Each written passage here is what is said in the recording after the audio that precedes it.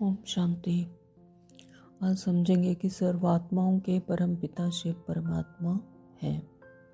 कैसे? एक ही सत्ता के साथ सर्वधर्म एक मत। जब एक ही सत्ता के साथ सर्व धर्मों का एक मत हो जाता है तो उसे वो माननीय हो जाता है। परमात्मा के स्वरूप को लेकर सभी एक मत ही रहे हैं, लेकिन उसके स्वरूप को बताने का तरीका सबका अलग अलग रहा। जितनी भी महान आत्माएं, वीर, पैगंबरों ने परमात्मा के स्वरूप को बताया, उसमें कहीं न कहीं निराकार का भाव अवश्य छुपा हुआ था। इसमें मुख्य बात हमें यह समझनी है कि परमात्मा कोई देहधारी मनुष्य हो नहीं सकता। वो होगा तो देहातीत ही। उसके स्वरूप का वर्णन प्रमुख पैगंबरों ने भी किया है। जैसे कि ईसा के भाव में दिव्य ज्योति स्वरूप ईसा मसीह क्राइस्ट ने गॉड को लाइट कहा है। तो उन्होंने कहा कि God is light, I am the son of God.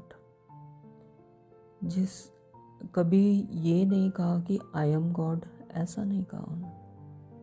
उसने परमात्मा को लाइट के स्वरूप में ही बताया। ज्योति जेहोवा का हुआ साक्षात्कार ओल्ड टेस्टामेंट में दिखाया जाता है कि जब हजरत मूसा सिनाई पर्वत पर गए तो वहाँ पर उन्हें परम ज्योति का साक्षात्कार हुआ, जिसको देखते ही हजरत मूसा ने कहा जेहोवा। उस तेज का नाम दिया जेहोवा, और उस प्रकाश ने उसको 2 पत्थरों पर 10 आदेश दिए, जो आज भी उनके ओल्ड टेस्टामेंट में लिखे हुए हैं। तो ये प्रतीक है। सिख धर्म ने भी माना कि निराकार को ही परमात्मा माना। तो इस प्रकार सिखों के धर्म संस्थापक गुरु नानक देव जी ने भी परमात्मा को एक ओंकार कहा, जबकि ज्योति स्वरूप शिव परमात्मा एक प्रसिद्ध मंदिर का नाम है ओंकारेश्वर। तो गुरु गोविंद सिंह जी ने देह शिवा बर मोहे ए शब्द भी उनके परमात्मा शिव के वरदान मांगने की याद दिलाते हैं। देह शिवा वर मोहे ए, शिव ने मुझे वर दिया। तो इससे स्पष्ट है कि परमात्मा शिव एक धर्म के पूज्य नहीं, बल्कि विश्व के पूज्य हैं। होली फायर में भी निराकार पारसियों ने अग्यारी में जाएंगे तो वहाँ पर होली फायर मिलता है।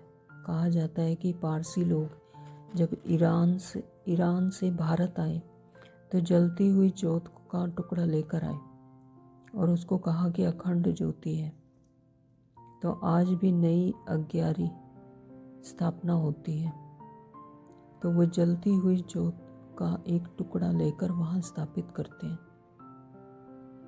गिरजाघर का रहस्य रोम में शिवलिंग को प्रिगेप्स कहते हैं, तो वहीं इटली में गिरजा में शिवलिंग की प्रतिमा रखी जाती है। तो गिरजा शब्द गिरिजा से बना हुआ है। गिरजा का अर्थ है पार्वती।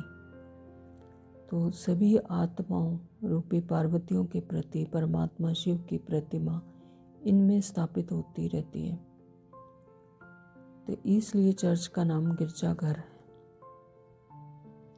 श्री कृष्ण के भी पूज्य शिव निराकार ही हैं।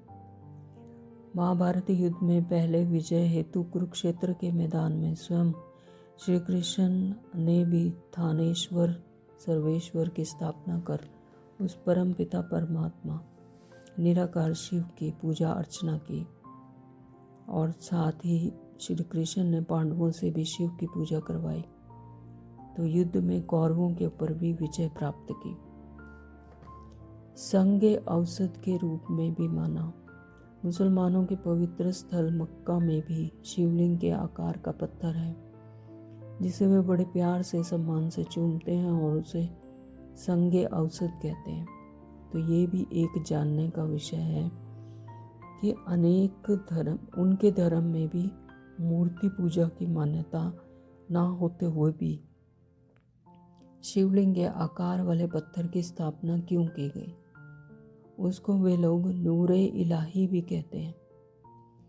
जापान, चीन, बेबीलोन में भी निराकार का समर्थक। जापान में शिवोनिज्म सेक्ट वाले 3 फीट की ऊंचाई पर 3 फीट दूर बैठकर एक थाली में रखे लाल पत्थर पर ध्यान लगाते हैं और इस पवित्र पत्थर को करनी का पवित्र भी कहते हैं। उसका नाम दिया है चिकोन सेकी, जिसका अर्थ होता है शांति का दाता, और वे उसे परमात्मा का स्वरूप मानते हैं। चीन में शिवलिंग को हुवेड हिवोफ कहा जाता है और इसी नाम से उसकी पूजा होती है।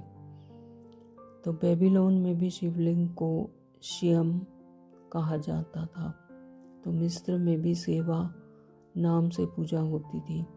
फिजी देश के निवासी शिव की सेवा और शिवाजिया के नाम से पूजते हैं। श्री राम ने भी पूजा शिव की। परमात्मा शिव की पूजा रामेश्वरम के रूप में स्वयं श्री राम ने भी की।